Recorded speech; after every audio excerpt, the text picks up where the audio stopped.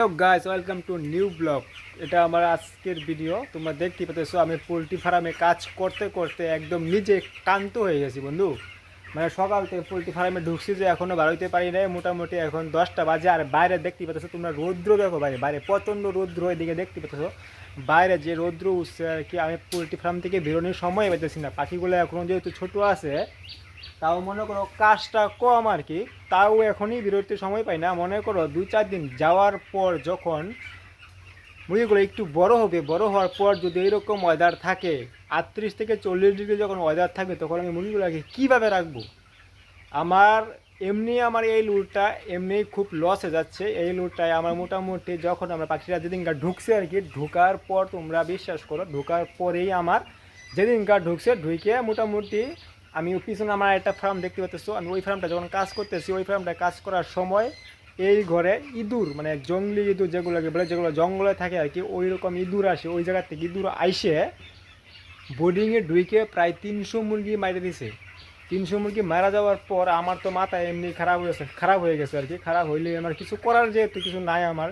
এতগুলো মুরগি মারছে, মারার পর আর কি পাখিগুলো আবার কোম্পানি থেকে বলছে যে ঢুকানোর জন্য, যে তুমি কিনে পাখিগুলো ঢুকিয়ে দাও মানে পোলট্রি ফার্মে। কিন্তু যেহেতু আমি এখন ঢুকাইতে পারি নাই, মুরগিগুলো বয়স হয়েছে আজকে 12 দিন, মুরগিগুলো আমি এখনও ঢুকাইতে পারি না আর কি। এখন জানি না আমার পরবর্তী মানে সময়ে কি হয়, যেহেতু আমার এমনি পয়সা নাই, টাকা নাই, টাকার অভাবে আমি পাখিগুলো এখনও ঢুকাইতে পারি নাই। তার মধ্যে আমার পোলট্রি ফার্মের এখনও লিটারও নাই, লিটারটা এখনও আনা হয় নাই নতুন করে। জানি না আমার এই লোকটা যে কীভাবে চালাবো, কী হয় বন্ধু। মানে পরিস্থিতিটা খুবই খারাপ আর কি। আর এরকম গরম দিছে আর কি, মুরগিগুলোকে ঠিকই রাখতে পারতেছি না।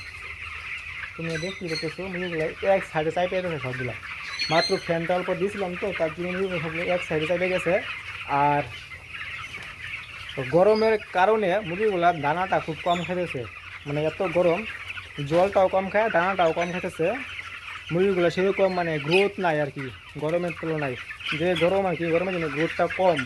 মোটামুটি আজকে 13 দিন বয়স, 13 দিনে গড় ওজন হবে তো মোটামুটি 400 গ্রাম হবে, 400 গ্রাম হবে আর কি।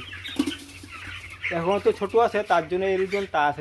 যত দিন যাবে আমার মনে হয় এফসিআর বা কোস্টিং হাই হবে আর কি। যেরকম ওয়েদার দিছে আর কি, এরকম ওয়েদার যদি থাকে তাহলে মনে হয় না যে কোস্টিং মানে রেজাল্ট ভালো হবে আর কি বন্ধু, বুঝছো না? কিন্তু কী করবো, এভাবেই কাজ করতেছি আর কি। কাজের মাঝখানে ভাবলাম যে একটা ব্লগ ভিডিও বানাই, তোমাদেরকে জানাই। তোমরাও জানো যে গরমে মুরগির অবস্থা কীরকম হয়, খুব খারাপ হয় গরমে। এই ঘরটায় যে পিছনে একটা ফার্ম দেখতে পাচ্ছ, ওই ঘরটার উপরে দেখো চাল কুমড়া চারা আমি উঠে দিয়েছিলাম। চাল কুমড়া গাছগুলো একদম গরমে মারা যেতেছে। টিন এত হিট হয়েছে আর কি। এত হিট হওয়ার কারণে কি ঠিক থাকে বলো তো? মানে কোনো কিছুই ঠিক থাকে না আর কি। এত রৌদ্র, এত গরম।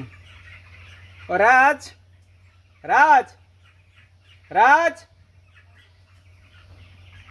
ওই রাজ, এদিন দেখো তো ছাগলটা আবার আইছে, ছাগলটাকে খেলা দে তো। ওই কুমড়া খেটটা বার দেখ, তোর কার ছাগল বারবার আইতেছে। মানে একটা ছাগল এটা ছাগলটা জানি না কার, এটা মানে সবসময় আইতেছে আর কি। আর এরকম আইসে এরকম ডিস্টার্ব করতেছে আর কি। মানে খেতে ঢুকতেছে, খেতে ঢুকে ফসলগুলো খাইতেছে। তার জন্য ভাইটাকে বললাম যে এগুলোকে এটাকে দৌড়া দে, কোন জায়গায় যায়, কোন জায়গায় থেকে জানি আসে। শরীরটা জানিও না কোন জায়গায় জানি আসে। বন্ধু খুব প্রচণ্ড গরম, প্রচণ্ড থাকতে পারতেছি না গরমে। টাটা বন্ধুরা, তোমরা সবাই ভালো থাকবে, সুস্থ থাকবে। আর গরমে মুরগি চাষ করলে খুব সাবধানে চাষ করবে। টাটা।